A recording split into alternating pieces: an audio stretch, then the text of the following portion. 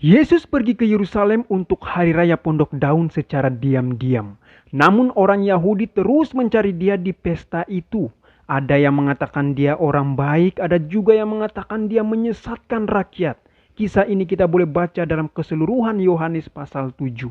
Waktu pesta itu berlangsung, Yesus pun masuk ke Bait Allah untuk mengajar, dan banyak orang Yahudi heran akan pengetahuan dari perkataan Yesus. Namun beberapa orang pula banyak menuduh Yesus kerasukan setan, dan beberapa berusaha untuk coba pula menangkap dia, tetapi tidak seorang pun yang berani menyentuh dia.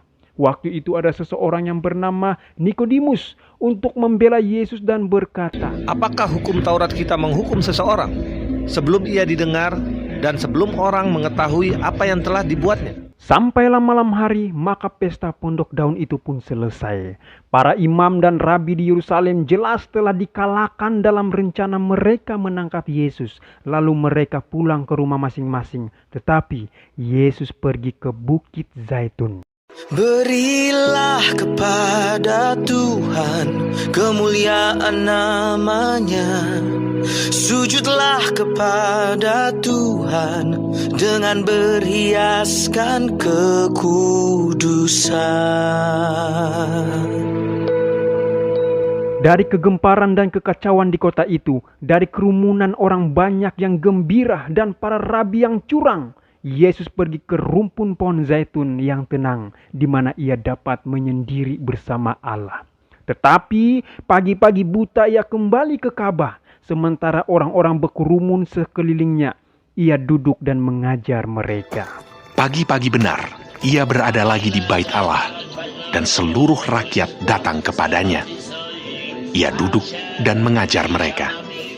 Tidak lama kemudian sedang Tuhan Yesus mengajar, ia pun terganggu karena serombongan orang Farisi dan ahli Taurat menghampiri dia dengan menyeret seorang wanita yang sangat ketakutan. Mereka menempatkan perempuan itu di tengah-tengah.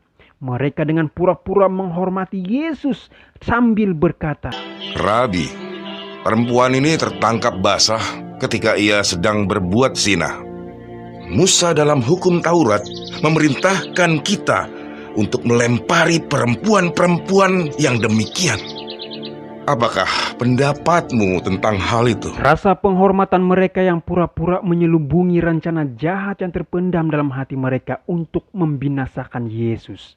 Tidak cukup dengan kekalahan yang mereka sudah rasakan waktu pesta Pondok Daun. Mereka terus saja berencana untuk menggunakan kesempatan ini untuk menyalahkan Yesus, untuk menjerat Yesus. Apapun keputusan yang Yesus ambil, mereka akan mendapat alasan untuk menuduh dia.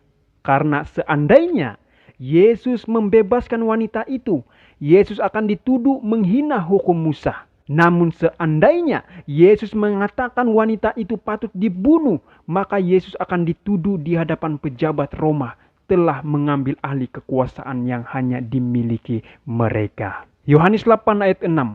Mereka mengatakan hal itu untuk mencobai dia, supaya mereka memperoleh sesuatu untuk menyalahkannya. Tetapi Yesus membungkuk lalu menulis dengan jarinya di tanah. Juru selamat membaca setiap hati dan mengetahui tabiat dan sejarah hidup setiap orang di hadapannya. Tanpa memberikan tanda bahwa ia telah mendengar pertanyaan mereka, ia pun membungkuk sambil menatap tanah. Mulailah ia menulis di tanah. Para penuduh itu tidak sabar lagi melihat Yesus berlambat-lambat dan tampaknya bersikap acuh tak acuh. Mereka pun mendekati Yesus sambil mendesakkan persoalan itu agar mendapat perhatiannya. Tetapi ketika mata mereka mengikuti mata Yesus dan tertuju di tempat ia berdiri, mata mereka terarah ke tanah melihat tulisan itu. Seketika itu berubahlah air muka mereka. Orang banyak yang menonton melihat perubahan air muka yang tiba-tiba itu dan mendesak maju hendak mengetahui apa yang sedang mereka perhatikan dengan perasaan heran dan malu. Sambil berdiri dan menatap tua-tua yang berencana jahat itu, Yesus pun berkata, "Barang siapa di antara kamu tidak berdosa, hendaklah ia yang pertama melemparkan batu kepada perempuan itu." Yesus kembali membungkuk, ia meneruskan menulis ke tanah. Yohanes 8 ayat 9. Tetapi setelah mereka mendengar perkataan itu, Pergilah mereka seorang demi seorang, mulai dari yang tertua. Akhirnya tinggallah Yesus seorang diri dengan perempuan itu yang tetap di tempatnya. Saudara dan saudari, Tuhan Yesus sangat luar biasa. Dia sendiri tidak menghina hukum Musa atau melanggar kekuasaan Roma. Para penuduh itu kalah. Jubah kekudusan yang munafik itu dirobek dari tubuh mereka. Mereka berdiri dengan rasa bersalah dan terhukum. Mereka gemetar ketakutan kalau kejahatan yang tersembunyi dalam kehidupan mereka dinyatakan di hadapan khalayak ramai. Maka dengan kepala tertunduk dan mata yang sayu, satu persatu mereka beringsut meninggalkan wanita bersama Yesus yang penuh belas kasihan. Ketika Yesus berkata, barang siapa di antara kamu tidak berdosa, hendaklah ia yang pertama melemparkan batu kepada perempuan itu. Waktu itu, perempuan itu tidak berani memandang kepada wajah juru selamat, melainkan menunggu nasibnya dengan tenang. Dengan keheranan, ia melihat para penuduhnya meninggalkan tempat itu dalam keadaan bungkam dan bingung serta malu. Kemudian, perempuan itu mendengar satu perkataan harapan yang sampai ke telinganya. Hai perempuan, di manakah mereka? Tidak adakah seorang yang menghukum engkau? Jawabnya, Tidak ada, Tuhan.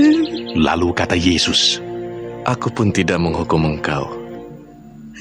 Pergilah, dan jangan berbuat dosa lagi mulai dari sekarang. Perempuan itu tersungkur di kaki Yesus sambil terseduh-seduh karena kasihnya yang penuh rasa terima kasih, dan dengan air mata sedih mengakui dosa-dosanya. Jadi pertanyaan, apa yang Yesus tuliskan di tanah? Yang Yesus tulis adalah terurai di hadapan mereka dosa-dosa rahasia dalam kehidupan mereka sendiri. Tuhan Yesus Maha Tahu, Dia imam besar kita. Para penuduh itu kalah dan merasa malu. Ingatlah saudara dan saudari, kebanyakan manusia membenci orang berdosa, tetapi mereka mengasihi dosa.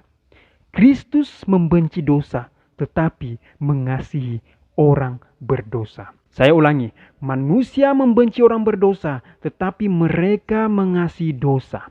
Kristus membenci dosa, tetapi mengasihi orang berdosa. Kisah mengenai perempuan ini adalah suatu mukjizat yang lebih besar daripada menyembuhkan penyakit secara jasmani. Karena Yesus menyembuhkan penyakit rohani yang membawa kepada kematian kekal.